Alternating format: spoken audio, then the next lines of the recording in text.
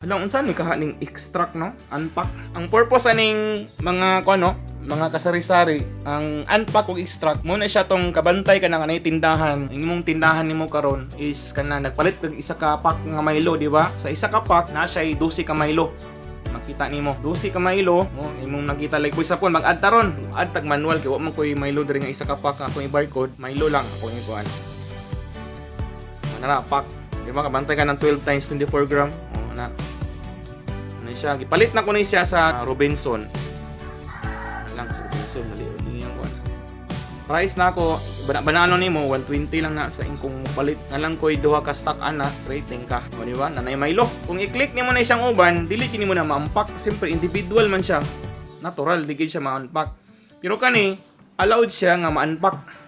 Di ba? Kaya nga naman, pack man siya. Naman siya 12 times 24 gram nga kung ano. Kung i-unpack nimo na siya, matik na siya kung ang imong available packs nimo nga nabilin to. Kung gusto nimo nga i-unpack nimong isa, ana lang ang imong kuan nato no. So, nana siya iskiyo. Kung imo na siyang idritso nimo, mubot ni siyang bagong products nga Milo, niya kuhaon po niya ang picture po niya. Bantayan, tanaw na, extract kay nato. Di ba? Kabantay ka. Nara yang gi-instruct niya o nahimo ng piece pero naikuan. Akong advice na si mo ha, i-delete na tong balik. Dapat gadi imo yang i-shoot nimo asa nga produkto paitan diri nimo i-shoot. Diba? Example 20 man niya, 20 man siya kabuk ang Milo. Kung i-unpack nimo na siya, ngani mong buhaton. Imong i-look up ang products kani ibantay kani kana, i-look up nimo. Imong pangitaon nito nimong Milo. Ang paitan kaning Milo small.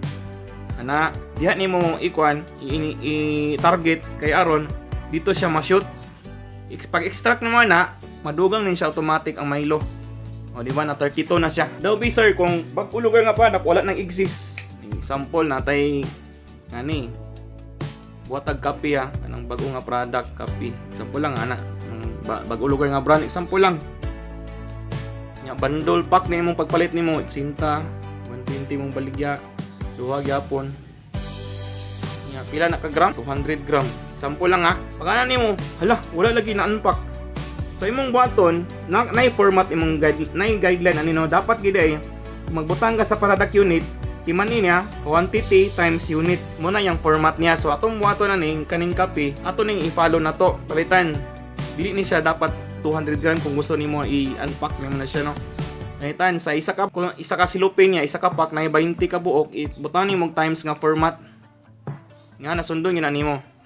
Nya, for example, tag 20 gram ang kada isa. Update. So, i-click nyo na aya pa siya nga, mugawas ang unpack.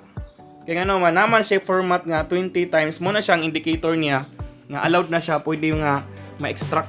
So, sundon gini mo na siya nga pattern. Kung gusto nimo siya nga i-extract nimo into products. Pwede po na siya sa unpack nimo. Pag unpack, pwede mo na siyang i-barcode nimo para mas dali. Na for example, kung Milo, i-extract nimo, imo na lang i-scan to barcode.